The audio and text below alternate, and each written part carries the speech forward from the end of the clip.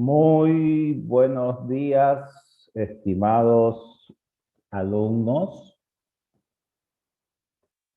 Daremos inicio a la próxima clase de la materia de computación. Bien, inicialmente, mientras va llegando la gente, fíjense que aquí tengo varias preguntas que les puede caer en el examen la próxima semana, ¿ya? Y obviamente el examen es que ustedes ingresan a una computadora, aparecen las preguntas y ustedes lo que tienen que hacer es responder la respuesta correcta. Obviamente lo que se le va a preguntar son cultura general, lo que se ha enseñado en el curso, pero no se olviden que también se toma la base que ustedes debieron aprender en colegio. Entonces, hay ciertas preguntas que, como les dije, son de conocimiento de ustedes que también entran al examen, pero la base es lo que le hemos dado en la unidad 1 y unidad 2. ¿Ya? Entonces, ustedes estudien eso, busquen banco de preguntas, pueden ir a la México y Venezuela, ahí están las preguntas de todos los años que se han realizado, que también nos pueden ayudar a tener los conocimientos o base necesaria para entrar al examen y realizar con éxito la prueba. Al finalizar el examen le sale la nota, ¿no? ¿Cuánto es lo que han sacado? ¿Ok? Bien, mientras va llegando la gente, hagamos esta pequeña simulación y luego seguimos avanzando. Y se las hago las preguntas y ustedes responden por el chat.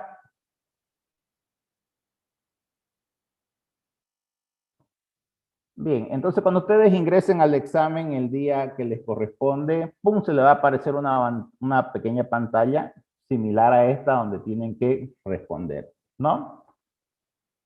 Y por ejemplo, les sale la primera pregunta. Dice, encierre los encixos, o sea, tienen que presionarlo en la aplicación. Para la primera pregunta, ¿cuál no es un lenguaje de programación? ¿Estamos de acuerdo? Entonces, eso lo avanzamos en la primera clase. Vimos que había software de base, que eran los sistemas operativos, software de aplicación, que eran los utilitarios, y lenguajes de programación. ¿Ya? Entonces, veamos cuál es la respuesta. La primera pregunta en la cual vamos a empezar a analizarla, ¿no? Me dice, ¿cuál no es un lenguaje de programación? ¿Sí? Entonces, primero identifico. Pueden ir a un buscador y escribir los nombres y va a saltar la información. Por ejemplo, un lenguaje muy conocido de programación es Visual Basic. Es conocido en el mercado. ¿Ya? Otro lenguaje bastante conocido de desarrollo es Java. Y otro lenguaje conocido es C++, que ustedes si googlean, les va a aparecer la fecha de creación de los lenguajes, quiénes fueron los programadores. Pero si ustedes analizan bien, la pregunta dice, ¿cuál no es un lenguaje de programación? Y la respuesta correcta es esta, el inciso A. ¿Ya? Esto no es un lenguaje de programación. Entonces, esa sería, le voy a colocar ahí una R de respuesta, ¿ya? Que me está diciendo cuál no es un lenguaje de programación. Ustedes tienen que marcarla directamente y continuar con las otras preguntas, ¿ya? Entonces, similar va a ser el examen que ustedes van a dar en el examen, ¿ya?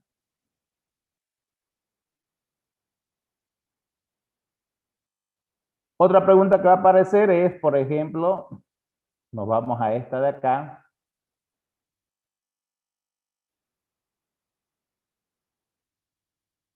¿Cuál de los incisos es un software de base? Es decir, un sistema operativo. Entonces empezamos a analizar. WhatsApp descartado, ni idea, ¿no? No es. WhatsApp es una aplicación para establecer comunicación, ¿no? Y videoconferencia. Windows Media tampoco, ya es un reproductor de video y música, multimedia, no es. MS Word es un procesador de texto, nada que ver. Entonces vemos, analizamos, ¿no? Y la pregunta correcta en este caso vendría a ser el sistema operativo Windows, el inciso A, ¿ya? Entonces, como le dije, son preguntas bien de cultura general capciosas que deberíamos nosotros conocerlas, discernir y poder responder. Entonces, esta segunda pregunta donde dice ¿cuál de los incisos es un software de base? Entonces, es Windows 7, que pertenece a la categoría de sistemas operativos.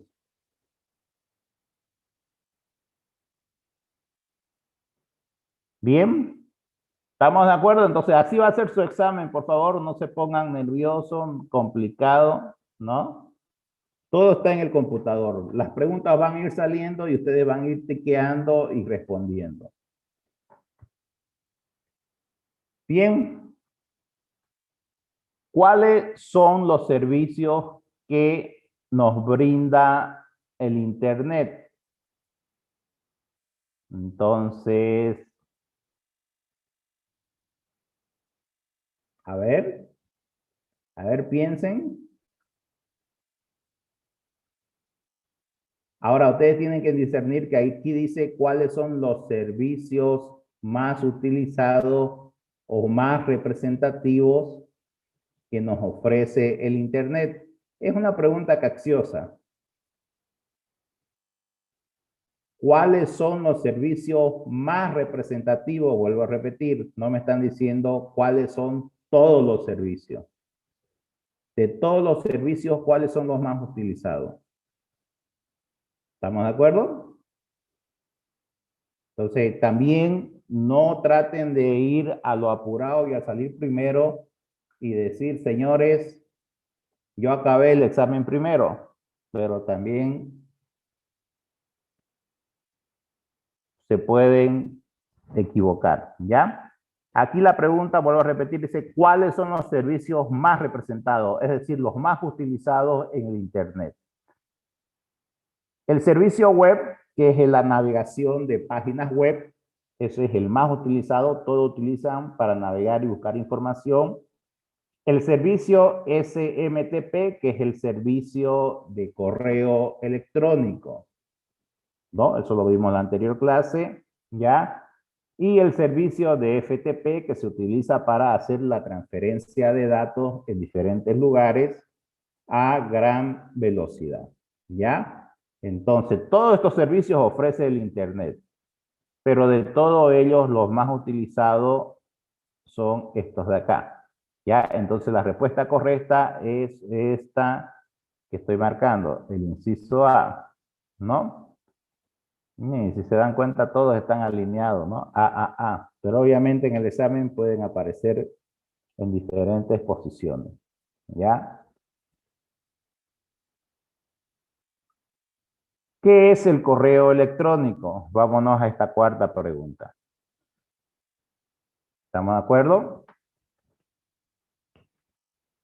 Me dice, el correo electrónico es un servicio que permite el intercambio de mensajes, puede ser. Es un servicio de chateo, puede ser. Es la competencia de Facebook, puede ser, pero no es verdad, ¿no?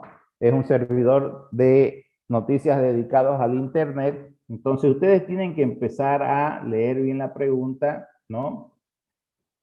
Y encerrar la correcta. Y todo lo que van a ir viendo es conocimiento general y lo que hemos estado viendo en las dos primeras unidades. ¿Ya? ¿Qué es el correo electrónico? La pregunta correcta es un servicio que permite el intercambio de mensajes. ¿Ya? Entonces, vuelvo a repetir, revisen sus diapositivas que se les ha pasado por el WhatsApp, ¿no?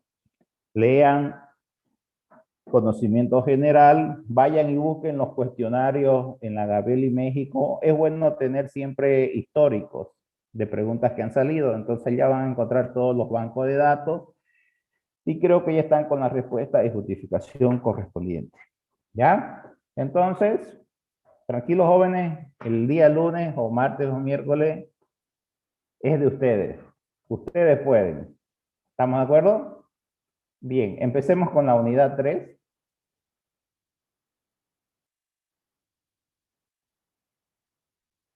Que también este contenido es casi un recordatorio de la 1 y la 2, pero obviamente tiene más información. ¿A qué nos referimos con herramientas ofimáticas? ¿Ya? Herramientas son los que utilizan los usuarios de un ordenador, ¿no? Que la idea, por ejemplo, es que le solucione sus necesidades, ¿no?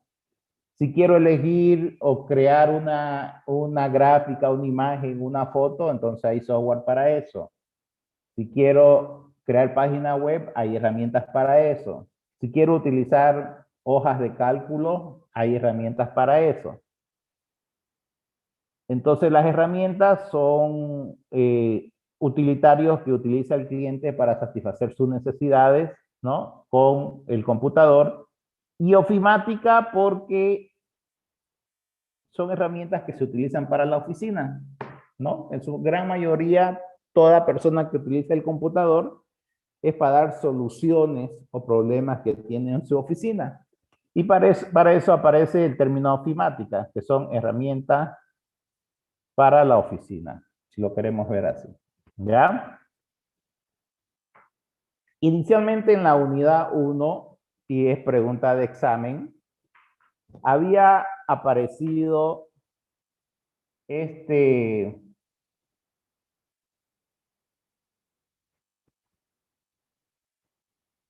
cuadro donde me indica la clasificación según su uso del software, de los programas. Y habían tres categorías. Los software de base o software de sistema, que son los sistemas operativos. Los software de aplicación, ¿no? Que es justamente lo que vamos a ver hoy día, que son las herramientas ofimáticas. Y también existían los software de programación. Entonces, en esta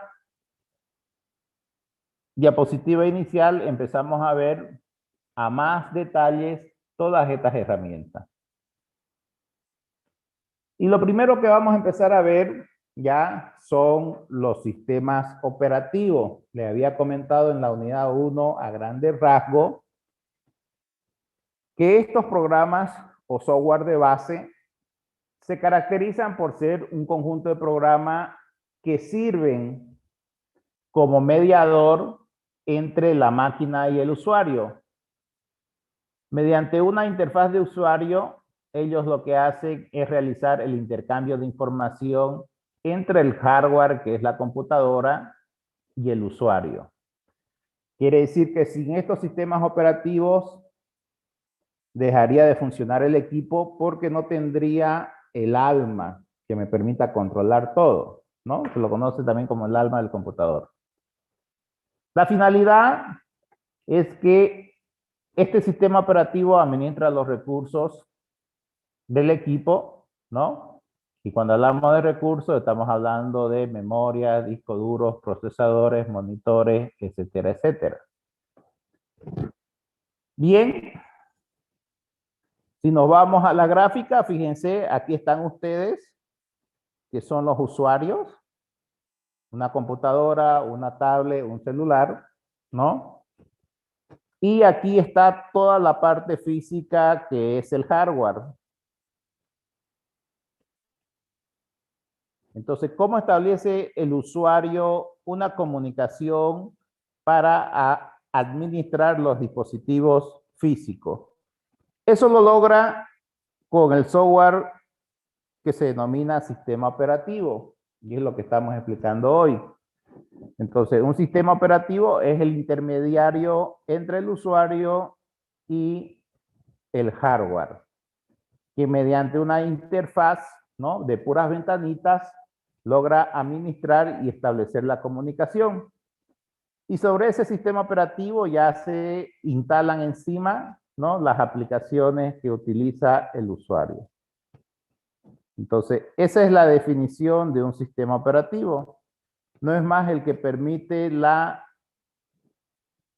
intercambio de información entre el usuario y la máquina.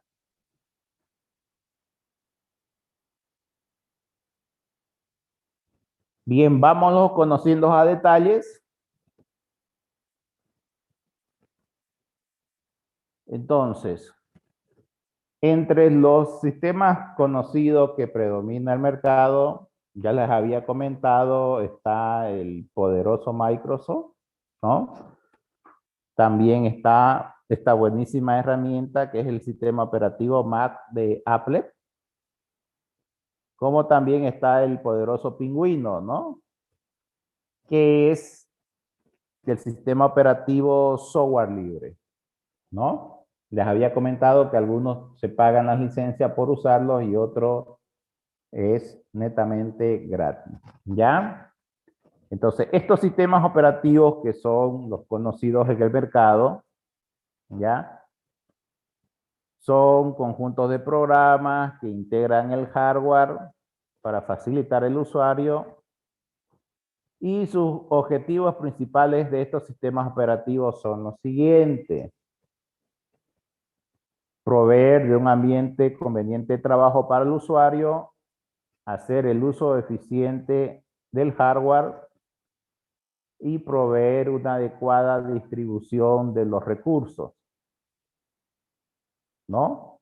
Que conforme se vayan utilizando, se establezca una orden de prioridades y todos se ejecuten y que el sistema operativo no se cuelgue, ¿ya? Para un sistema operativo real, se tiene que satisfacer o cumplir las siguientes funciones. Él tiene que establecer un gobierno en todo el sistema, tanto hardware y software, hacer la asignación de los recursos cuando son utilizados y administrar y controlar eficientemente la ejecución de los programas en todo el entorno, ¿ya? Entonces, esa es la finalidad de un sistema operativo.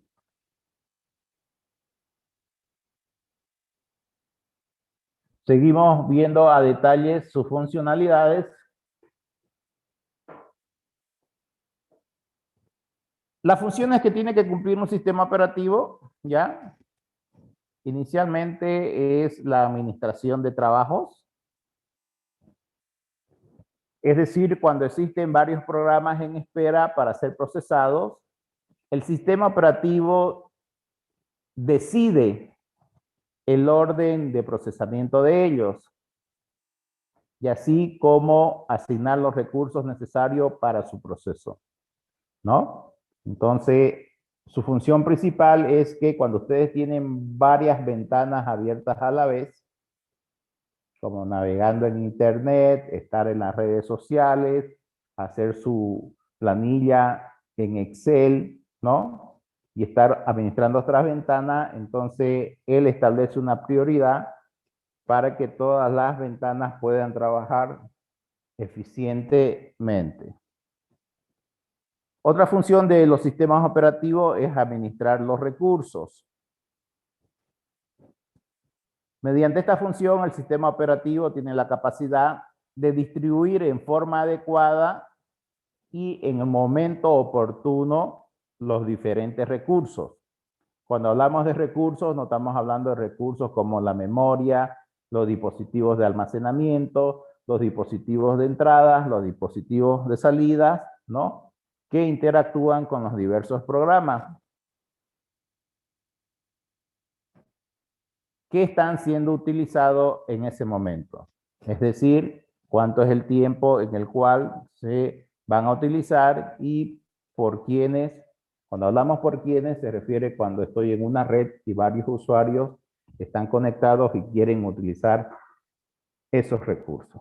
¿Ya? Entonces, esas son las funciones principales de un sistema operativo.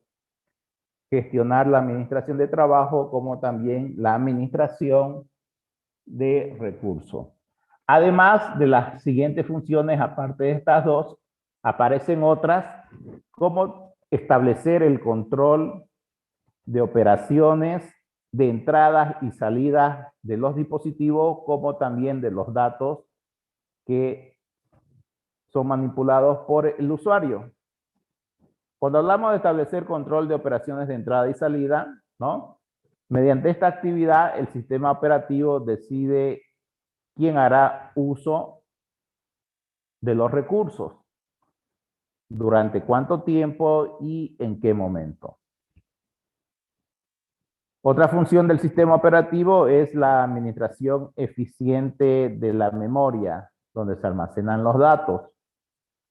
El sistema operativo supervisa que el área de memoria esté en uso y luego liberarla cuando los programas son cerrados o ya dejan de ser utilizados por los usuarios.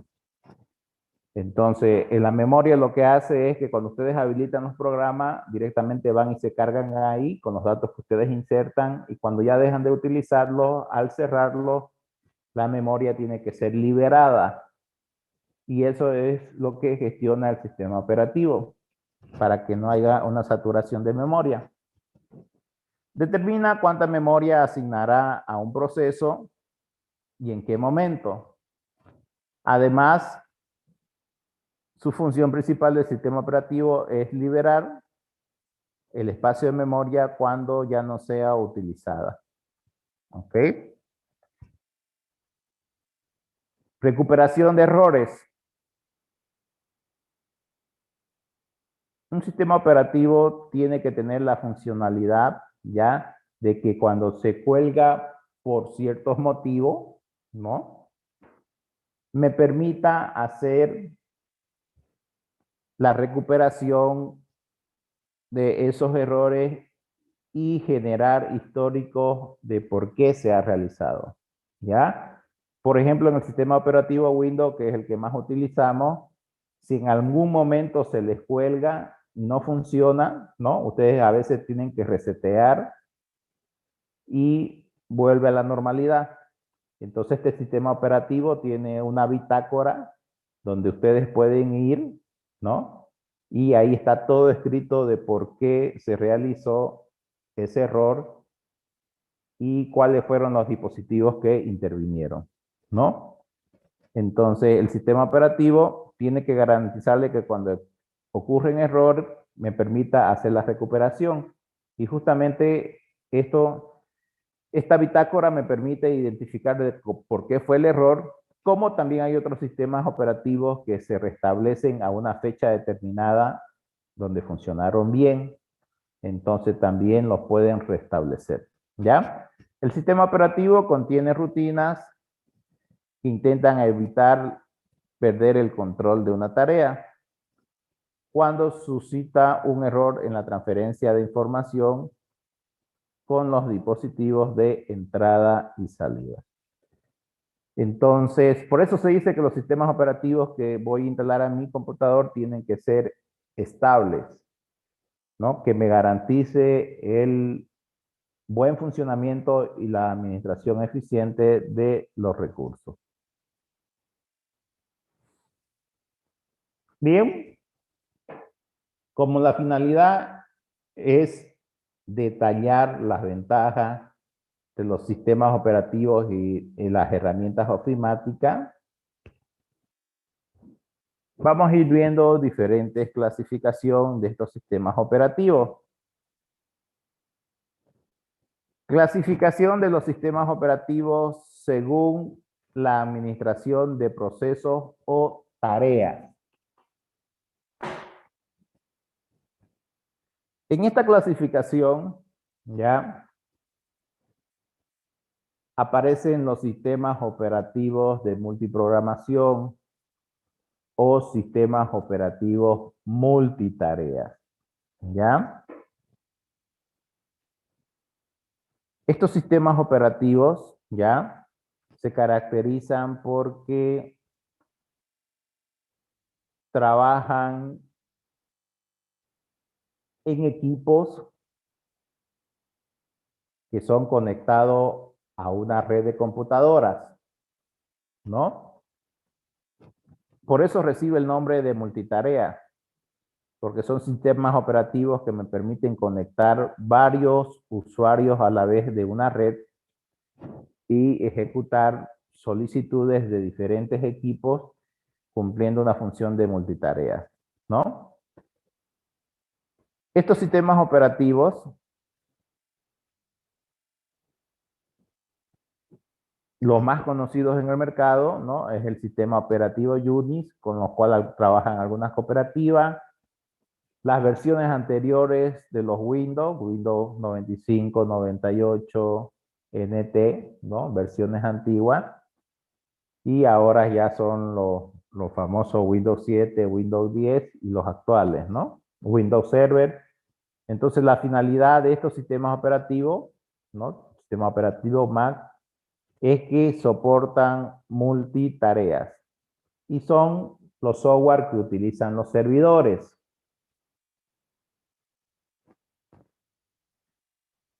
Sistemas operativos monotareas. Los sistemas operativos monotarea, ¿ya? Fueron los primeros sistemas operativos primitivos que aparecieron. Y entre ellos es el sistema operativo DOS. Estos sistemas operativos me permitían trabajar en equipos individuales que no estaban integrados en una red, ¿no? Inicialmente. Entonces, la característica de estos sistemas operativos es que me permitía solo hacer una sola tarea a la vez, ¿ya?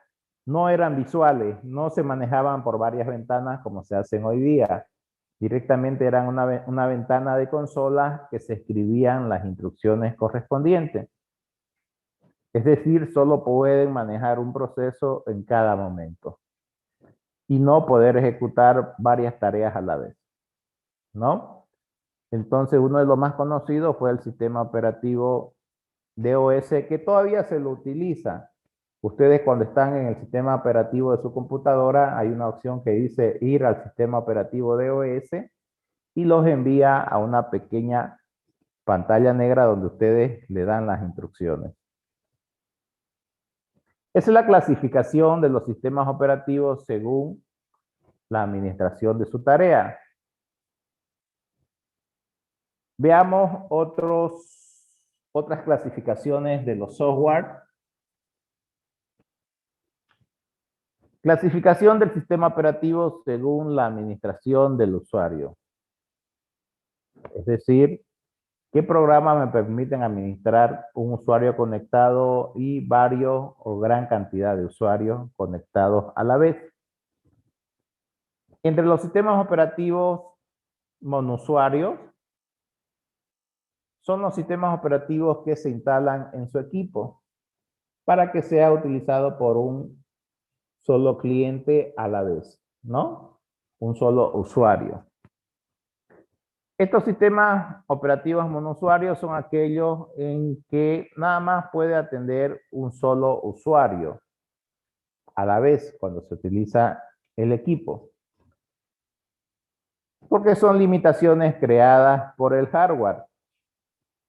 También son limitaciones creadas por los programas o aplicación que se estén ejecutando. Entre los sistemas operativos monousuarios conocidos, ¿no?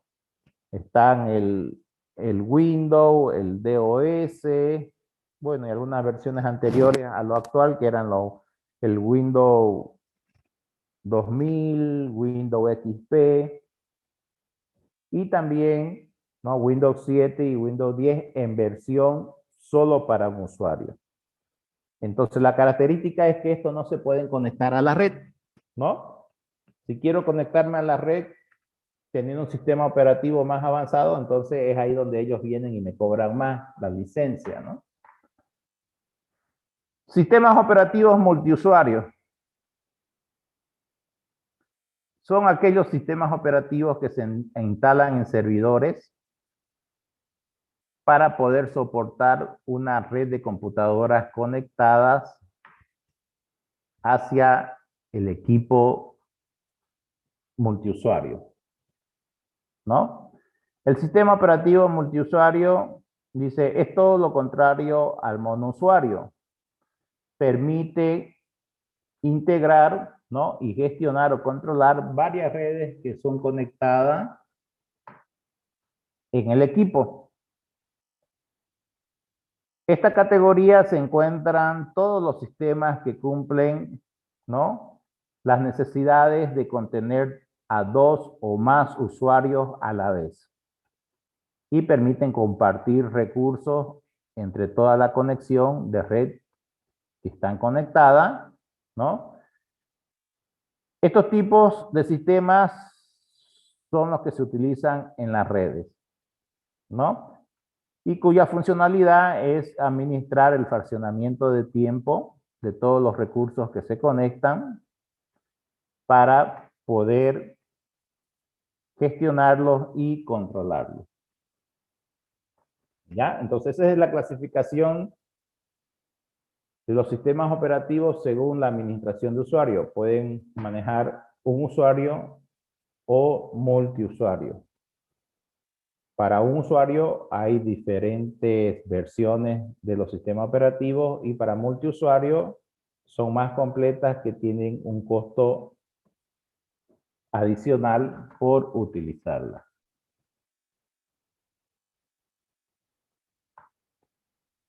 Seguimos viendo otra categoría, clasificación del sistema operativo según su distribución. ¿Ya? Existen los sistemas operativos Microsoft que se obtienen mediante el pago de una licencia.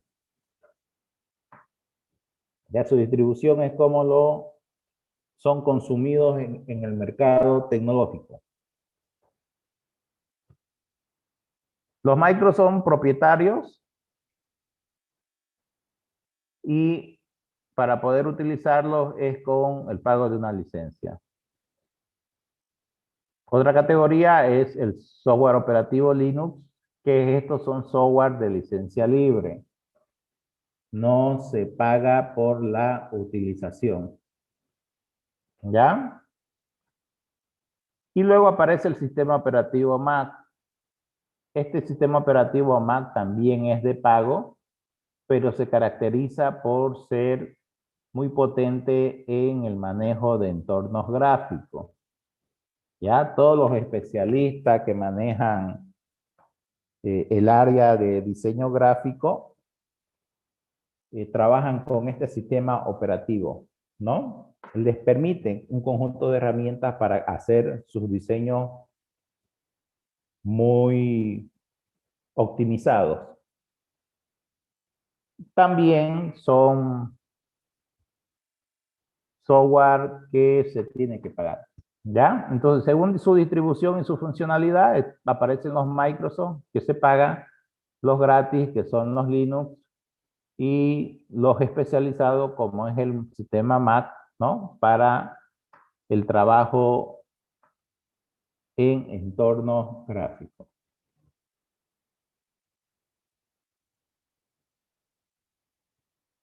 Clasificación de los sistemas operativos según el tipo de manejo de recursos. Eso ya es a nivel de administración de componentes físicos, ¿no? Memoria, CPU, unidades de entrada, salida, computadores conectados, que son las redes. Según La clasificación de los sistemas operativos del manejo de recursos se organizan en sistemas operativos centralizados. Son los recursos que son administrados por una sola computadora, y los sistemas operativos distribuidos, que son sistemas que me permiten distribuir trabajos, tareas o procesos a nivel de redes, ¿no? De un conjunto de procesadores. Entonces, como ven la gráfica acá, ¿no? Estos sistemas distribuidos permiten ser administrados por sistemas operativos donde gestionan todo el tráfico, ¿no? Y todas las conexiones de un sistema de red. Por eso reciben el nombre de sistemas operativos distribuidos, que son los sistemas operativos que se utilizan en redes, ¿no? Y centralizados en una sola computadora. Y estas tres familias tienen diferentes versiones de software que les permite realizar eso, ¿no? Windows tiene varios sistemas operativos, Mac, como también Linux, que me permiten realizar cualquiera de estos dos tipos de trabajo, ya sea centralizado o distribuido.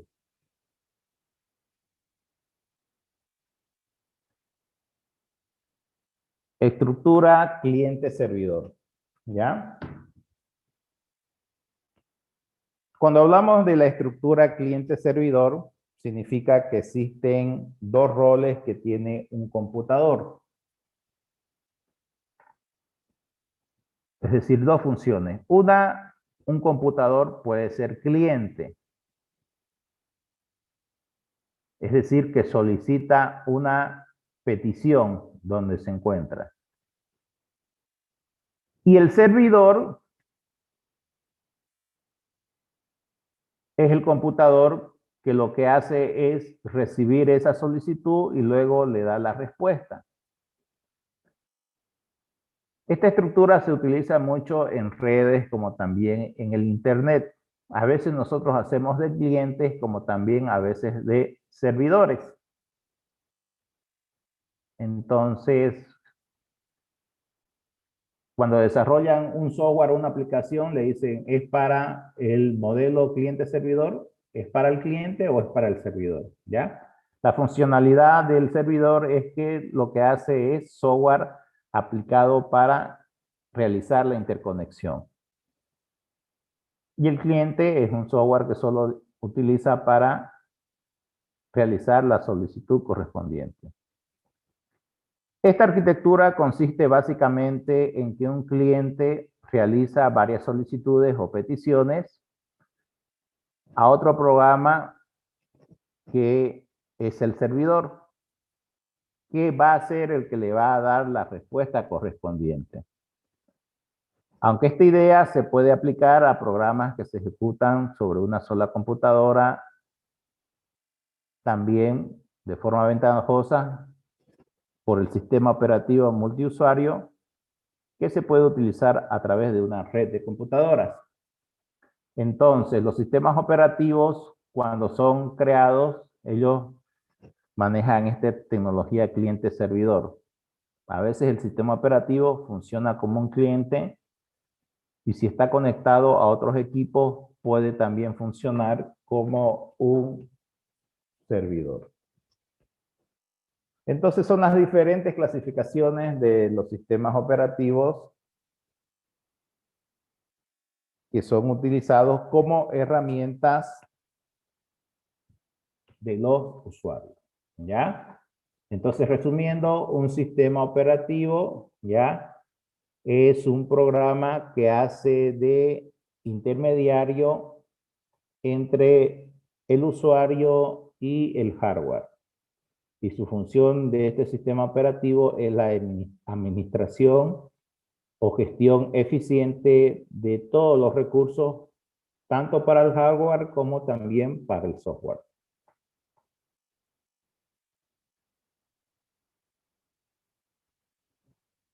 Luego de ver los sistemas operativos, entramos a nivel de detalle a identificar qué son los software de aplicación. Los software de aplicación ya son las aplicaciones que se instalan encima del sistema operativo, ¿no? O las app, digamos, si hablamos de su celular. En el caso de su celular, ustedes tienen el sistema operativo Android, ¿no? Entonces, ese sistema operativo Android, hablando de los celulares Samsung, luego que lo instalan, entonces encima vienen los software de aplicación, que son los que vamos a ver a continuación. Los software de aplicación son programas diseñados para facilitar las tareas de los usuarios en la computadora. Y se los conocen como el nombre de aplicaciones ofimáticas, que a eso apunta la unidad de hoy, ya a describir todas las herramientas ofimáticas que pueden utilizar los usuarios. Dentro de eso, los software de aplicación están los más conocidos como los procesadores de texto que ustedes utilizan a diario, ¿no? Microsoft Word, las hojas de cálculo para hacer planilla Excel, las presentaciones, PowerPoint y otros programas como también los software médicos, ¿no? Los software educativos, los editores de música, programas de contabilidad, aplicaciones para gestionar bases de datos. Entonces, todo eso ya viene instalado encima del sistema operativo. Y lo que hace el usuario es utilizarlo en la oficina. ¿Ya? Veamos a nivel de herramientas las más conocidas en el mercado. Empezamos por las aplicaciones que nos ofrece la corporación Microsoft, ¿no? Que es software propietario. Entonces Microsoft dice, aparte de darle el sistema operativo Windows, les voy a dar aplicaciones para que ellos las puedan utilizar. Estas aplicaciones son previo pago, ¿no? Es decir, tengo que pagar para utilizarlas, ¿ok? Fíjense que cada aplicación tiene una función principal, ¿no? Por ejemplo, Microsoft Excel es un software que se utiliza para hacer planillas, no para crear cartas, no es su funcionalidad. Cada software tiene una funcionalidad particular de por qué se lo utiliza, conteniendo las herramientas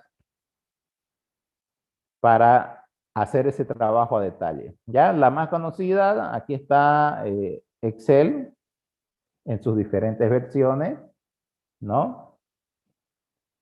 Está Microsoft Project, que es la herramienta que se utiliza para gestionar proyectos industriales, proyectos informáticos,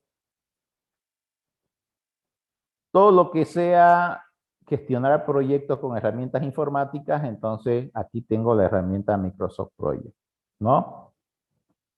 Microsoft Publisher es un software que se utiliza para la creación de todo lo que son maquetas publicitarias.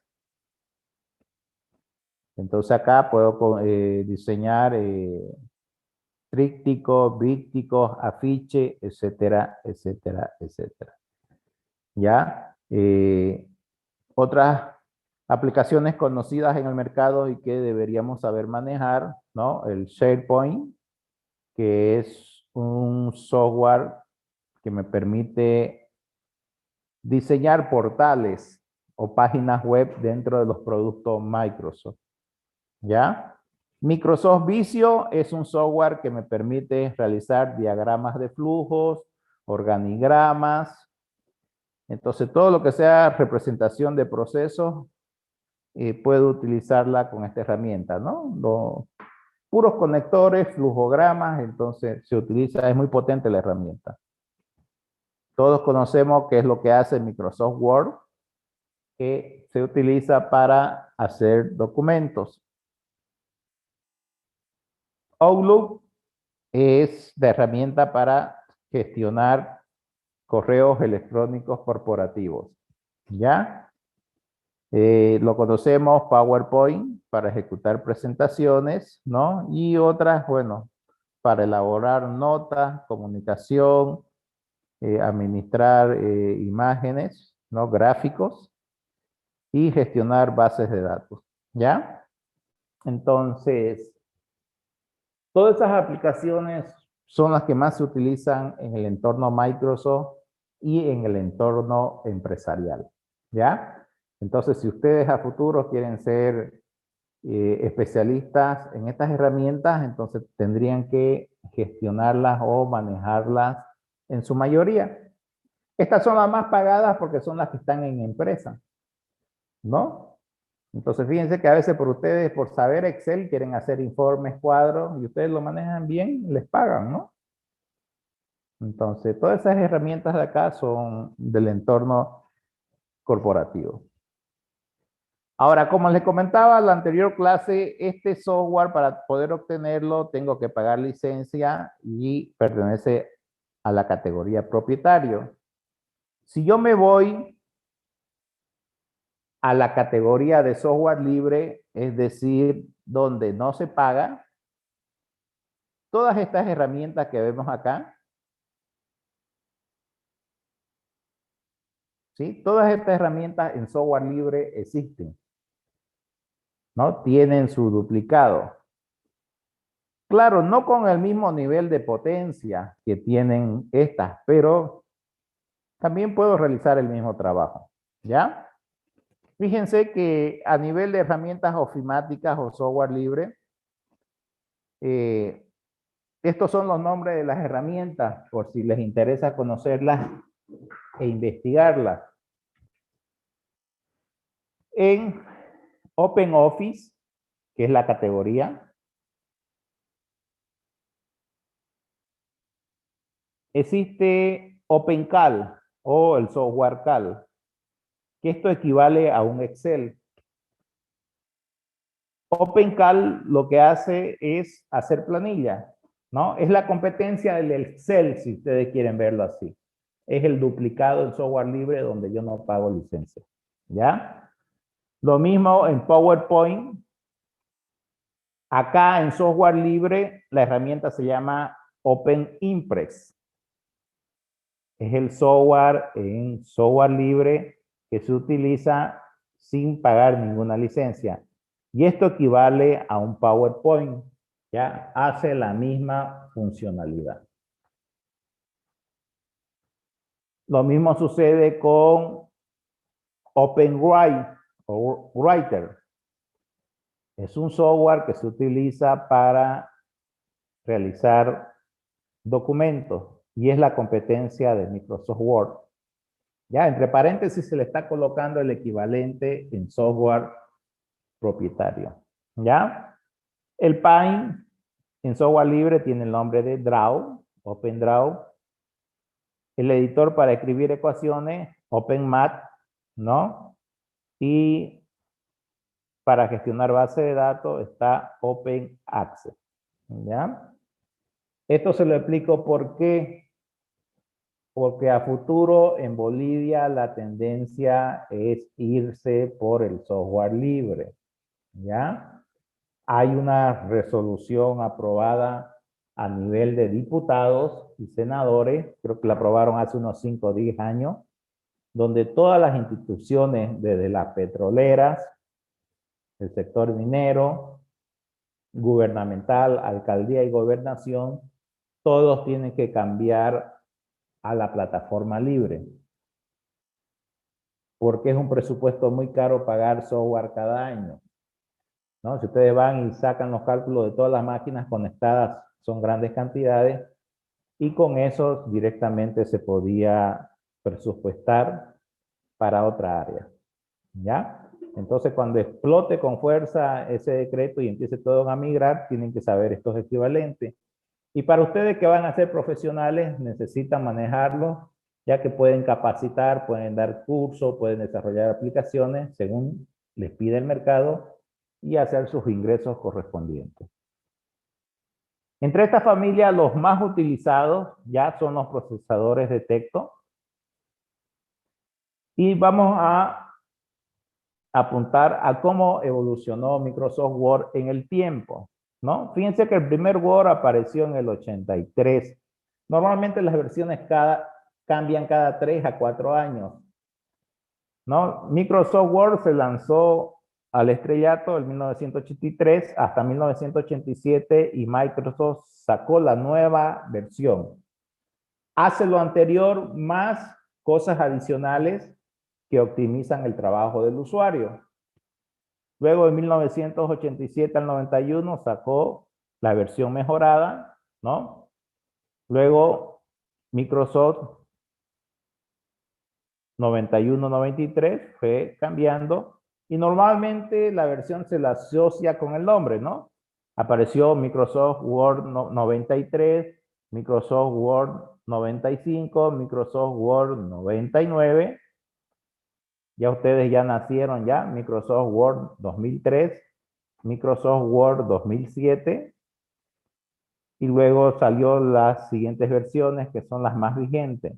Microsoft Word 2010, Microsoft Word 2016, ¿ya? Aquí lo voy a corregir, es 2016.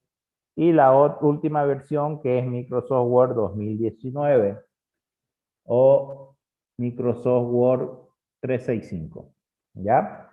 La característica de estos Word es que, como ustedes lo ven visualmente, se utilizan para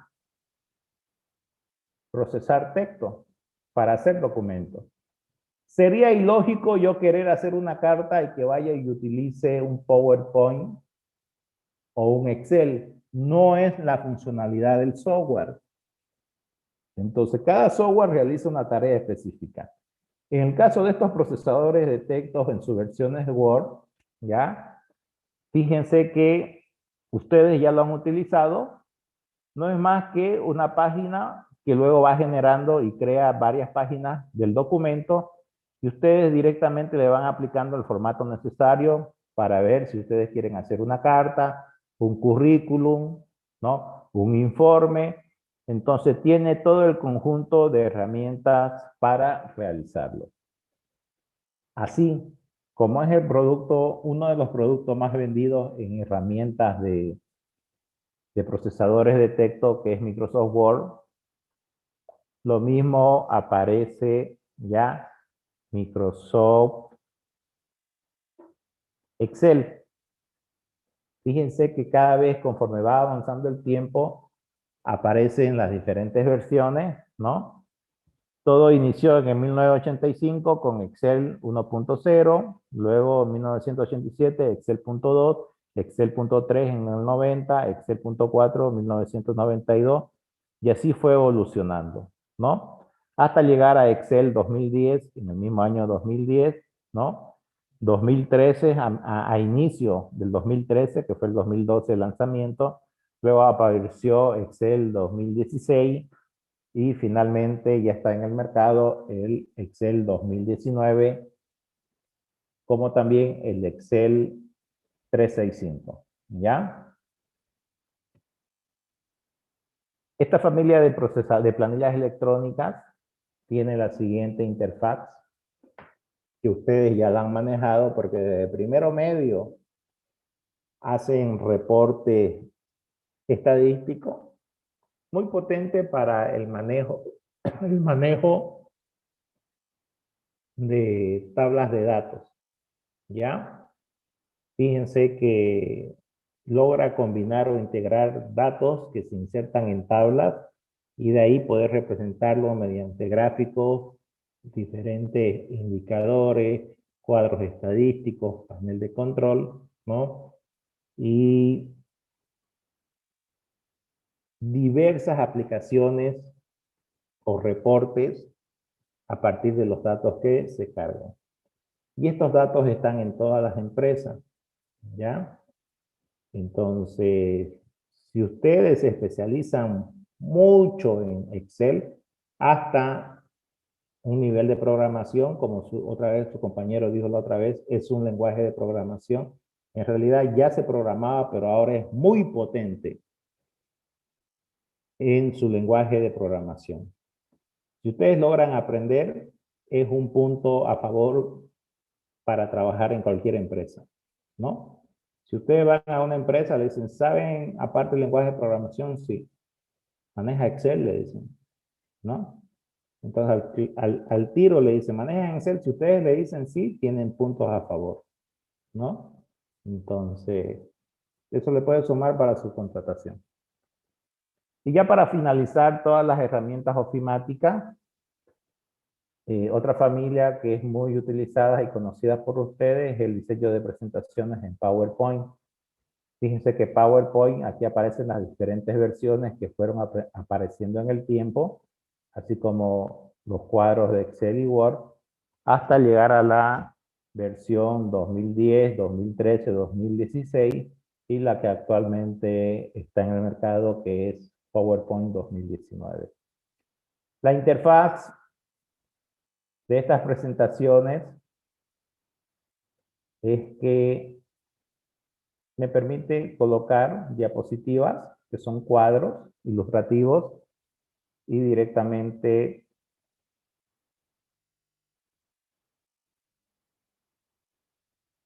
se muestran presentaciones, ¿no? Para reuniones, defensa de tesis, más sobre todo para poder mostrar información ilustrativa para un auditorio.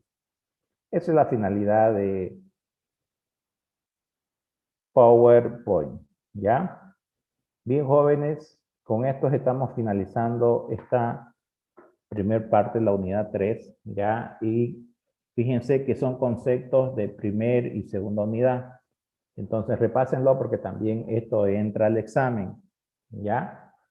Entonces, ¿alguna pregunta hasta ahí? Ese es el avance para hoy día, ¿ya? Entonces, le comento de que el examen no es complicado, es ir y sentarse y responder.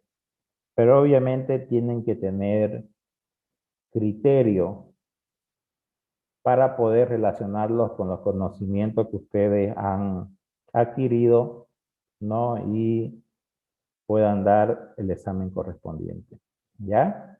Entonces, ahí vamos a quedar. Y tienen alguna pregunta para realizarla, entonces háganla ahorita o directamente, igual la presentación se la pasa ahorita a ustedes para que la puedan tener como sus apuntes y poder estudiarla. Todo lo puedo, inscrito que me fortalece bien, pero obviamente hay que estudiar, ¿no?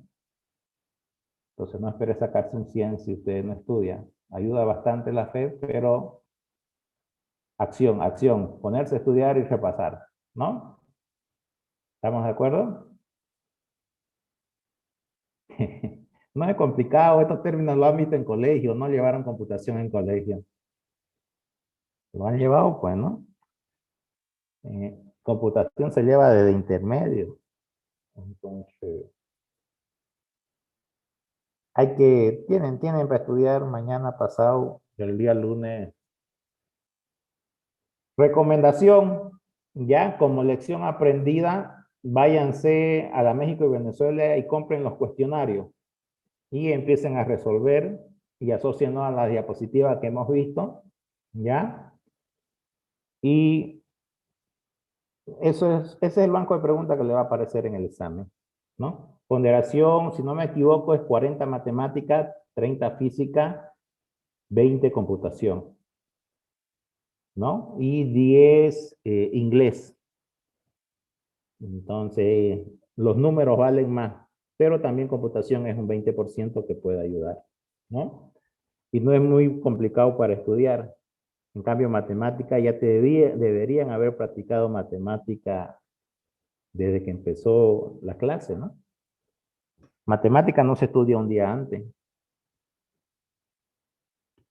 Bien, jóvenes, ahí vamos a quedar y nos estaríamos viendo. Computación es 20%. Listo, jóvenes, ahí vamos a quedar. Ya, con ustedes sería hasta la siguiente semana, el primer día de clase. Entonces, que estén estudiando. ¿Ya? Listo, jóvenes, nos vemos. Que tengan un buen fin de semana estudiando y repasen. Nos vemos. Chao, chao, chao. Nos vemos. Paso el control a cualquiera de las personas para que la sala esté activa. ¿Ya?